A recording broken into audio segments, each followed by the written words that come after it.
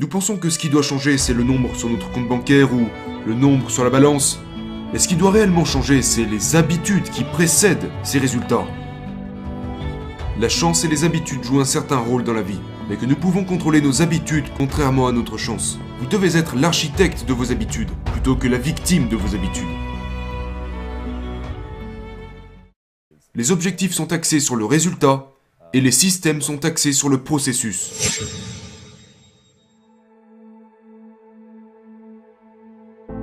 Pour commencer, qu'est-ce qu'une habitude? Et pourquoi êtes-vous obsédé par cela? Ouais, ok. Deux questions différentes. Commençons par la définition. La définition technique de l'habitude est un comportement qui a été répété suffisamment de fois pour finalement devenir plus ou moins automatique. C'est des choses que vous pouvez faire sans avoir à y penser. Débrancher le grille-pain après chaque utilisation, nouer ses chaussures ou se brosser les dents. Des choses que vous faites tout simplement en pilote automatique. Maintenant, nous utilisons le mot habitude pour décrire des choses différentes de celle-ci, et on va en parler plus en détail. Vous pourriez dire des choses comme « je veux prendre l'habitude de m'entraîner », d'accord, ou « je veux prendre l'habitude d'écrire tous les jours ». Et je vois ce que vous voulez dire. Vous voulez dire que vous voulez en faire une pratique régulière, comme suivre un rituel au quotidien. Mais vous n'arriverez jamais au point où ça en deviendra automatique, parce que ce genre de tâche demande des efforts conscients. Donc voilà ce qu'est une habitude. C'est une réponse automatique. Maintenant, pourquoi le cerveau les conçoit-elle? Quel rôle joue-t-elle? Eh bien, quand nous traversons la vie, nous avons besoin d'énergie pour survivre. Et c'est pas seulement vrai pour les humains, mais aussi pour n'importe quel organisme ayant besoin de n'importe quelle sorte d'énergie pour survivre. Et obtenir de l'énergie demande de l'énergie. Vous avez besoin d'énergie pour vous déplacer et aller trouver le prochain repas. Et l'utilisation d'énergie coûte cher, car plus vous en utilisez, moins vous en avez pour les autres choses que la vie vous réserve. Donc votre cerveau trouve des moyens pour conserver cette énergie, la conserver autant que possible. Et les habitudes sont une excellente méthode pour le faire. Donc, par exemple, lorsque nos ancêtres erraient dans la savane, s'il y avait une parcelle de baie à 100 mètres d'eux, il aurait été logique d'aller dans cette parcelle de baie plutôt que dans celle qui était genre de l'autre côté de la montagne.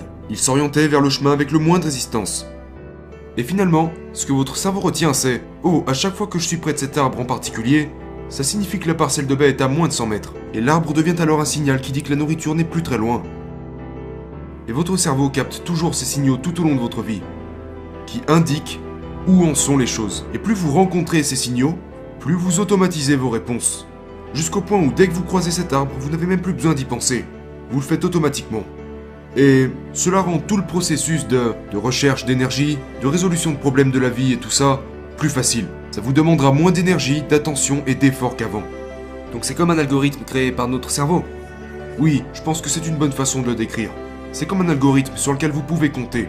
C'est un script cognitif, un raccourci mental que vous pouvez utiliser à chaque fois que votre situation est en accord avec. Et c'est vrai, pas seulement pour ce qui est de trouver la nourriture, qui est essentielle pour notre survie, mais aussi pour toutes les tâches quotidiennes.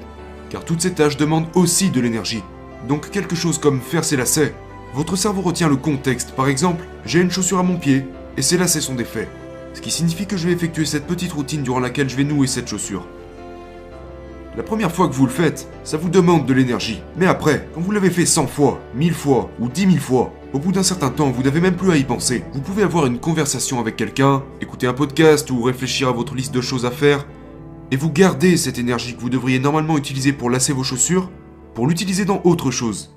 Et c'est peut-être le point le plus important à propos des habitudes. Vous dépensez moins d'énergie. Plutôt que de galérer avec ces lacets et d'essayer de les faire, vous pouvez finalement les faire rapidement et avec fluidité, ce qui vous permet d'économiser de l'énergie pour les prochaines tâches. Donc, c'est pourquoi votre cerveau les construit. Et c'est le rôle que détient vos habitudes. Et puis, pourquoi me suis-je intéressé à elles? J'ai commencé à réaliser, et c'est ce que j'ai laissé entendre il y a quelque temps maintenant, c'est que la chance et les habitudes jouent un certain rôle dans la vie, mais que nous pouvons contrôler nos habitudes contrairement à notre chance. Et le plus drôle, c'est que nous les construisons tout le temps. Mais beaucoup de gens n'ont pas l'impression de contrôler leurs habitudes. Ils ont l'impression que ce sont leurs habitudes qui prennent le contrôle sur eux.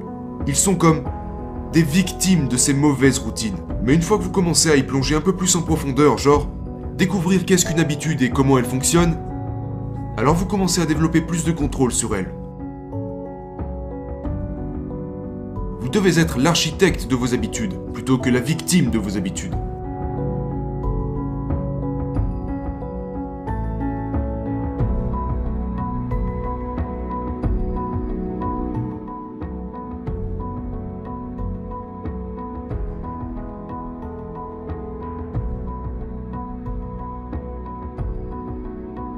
Par définition, vous n'avez pas de contrôle sur la chance. Et vos habitudes comptent énormément. Je pense que la raison pour laquelle elles valent la peine de se pencher dessus et de les comprendre, c'est parce que c'est la partie de votre vie que vous pouvez influencer. Et qui détermine également vos résultats. Ce n'est pas que de la chance, ce n'est pas que des habitudes. Mais la différence, c'est que vous pouvez contrôler vos habitudes contrairement à votre chance. La seule stratégie raisonnable consiste à vous concentrer sur ce que vous pouvez contrôler.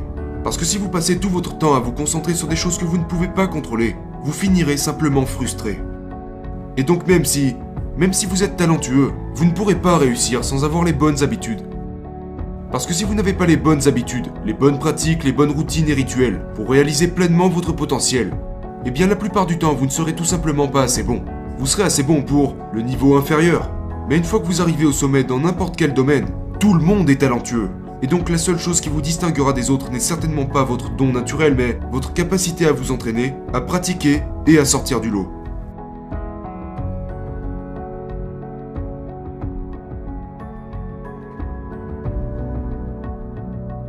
Vos résultats dans la vie sont souvent le reflet de vos habitudes. Vous savez, genre, la plupart du temps, les gens disent « je veux plus d'argent, je veux perdre du poids » ou « je voudrais tel ou tel résultat ».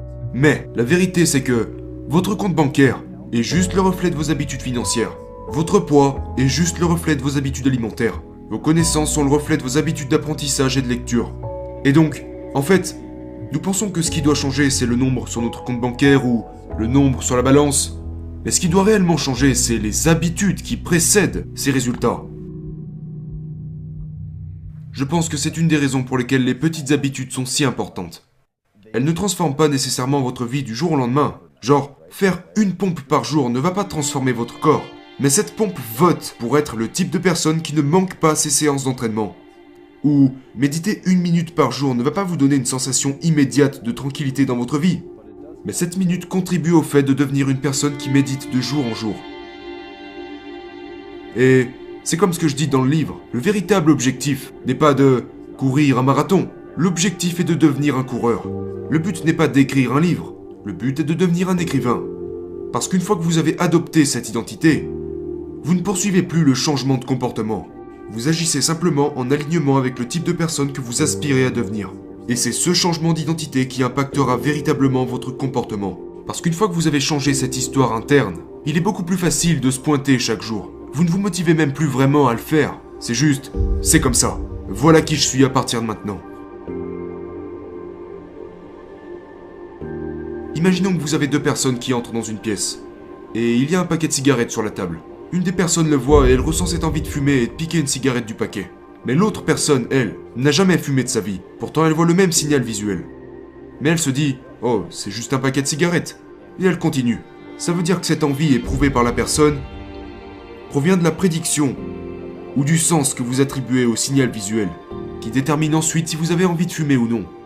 Donc le besoin provient en fait des sentiments et des émotions que vous ressentez.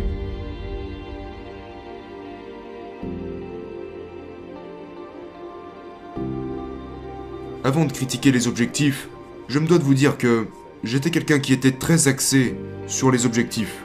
Pendant longtemps, je me fixais des objectifs dans tout ce que je faisais. Genre, les notes que je voulais à l'école, les charges que je voulais soulever à la salle, le montant de mes revenus mensuels, tout était axé sur les objectifs. Puis je me suis retourné quelques années plus tard, et j'ai réalisé, je n'avais atteint qu'une partie d'entre eux, peut-être 10 à 20%. Donc fixer clairement l'objectif n'était pas la chose qui déterminait si j'allais l'atteindre ou non. Parce que, la plupart du temps, je ne les atteignais pas. Donc je me posais cette question, genre, qu'est-ce qu'il faut que je fasse alors? Maintenant, parlons de l'approche systémique. Je dirais que les objectifs servent une mission. Ça ne veut pas dire qu'ils sont inutiles. Ils sont bons pour définir un sens de direction, pour savoir où je dois diriger mon attention. Ils sont bons aussi pour filtrer. Ce que je veux dire par là, c'est que c'est vraiment facile, tout au long de la vie, de se laisser approcher par des gens qui viennent avec des opportunités différentes des vôtres, ou qui vous présentent un nouveau domaine qui n'est pas le vôtre mais qui pourrait vous intéresser. Et vous commencez à accepter ces choses, parce que c'est nouveau et excitant. Mais si vous avez un objectif, il est beaucoup plus facile de dire non aux choses qui s'y opposent. Donc, si vous vous entraînez pour les Jeux Olympiques, et que vos amis veulent aller au bar, il devient facile pour vous de leur dire non, parce que votre objectif vous donne un filtre extrêmement clair, vous permettant de vous orienter dans les bonnes directions. Donc ça c'est le côté positif des objectifs. Mais ils ont aussi un côté négatif, qui doit être rectifié grâce à la mise en place de systèmes. Ma façon de les décrire serait: les objectifs sont axés sur le résultat et les systèmes sont axés sur le processus. Les systèmes sont en fait les séries d'habitudes ou d'étapes que vous décidez de suivre pour atteindre votre ultime objectif. Par exemple, si vous êtes entraîneur de basket, votre objectif pourrait être gagner le championnat, mais votre système serait axé sur la façon dont vous recrutez d'autres entraîneurs et joueurs, de quelle façon vous entraînez vos joueurs, votre façon de revisionner les vidéos des matchs et de vous préparer pour les prochains. C'est vos systèmes. Si vous êtes un écrivain, votre objectif pourrait être d'écrire un best-seller, mais votre système et votre processus d'écriture que vous suivez chaque jour, le fait de vous asseoir et de vous mettre au travail. Ça pourrait être vos recherches et comment vous trouvez de nouvelles idées sur lesquelles écrire, la façon dont vous interviewez des clients potentiels, des candidats ou des personnes que vous envisagez mettre dans votre livre, des choses comme ça. Maintenant, la question que je me posais était: que se passerait-il si vous ignorez l'objectif? D'accord? Si vous oubliez votre objectif et que vous vous concentrez uniquement sur le système. Si vous êtes coach de basket, vous prévenez vos joueurs que vous n'allez pas du tout parler du championnat cette année-là. Vous vous concentrerez seulement sur votre façon de recruter, de comment pratiquer, la façon de s'entraîner. Obtiendrez-vous des résultats? Eh bien, je pense que vous en obtiendrez probablement.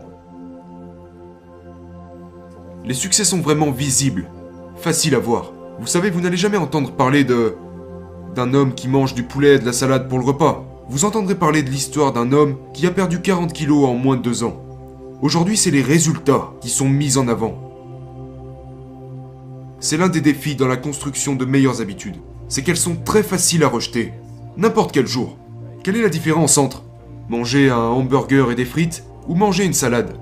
Pas grand-chose. De jour en jour, votre corps reste fondamentalement le même devant le miroir. Vous n'avez pas vraiment pris de poids. C'est pour ça que c'est vraiment facile de rejeter cette idée de votre esprit et de dire: de toute façon, la différence est insignifiante. Mais, vous savez, vous vous retrouvez 2 ans ou 5 ans ou 10 ans plus tard et vous réalisez: oh waouh, ces choix au quotidien s'additionnent vraiment. C'est juste beaucoup plus difficile à voir sur une échelle de temps plus petite.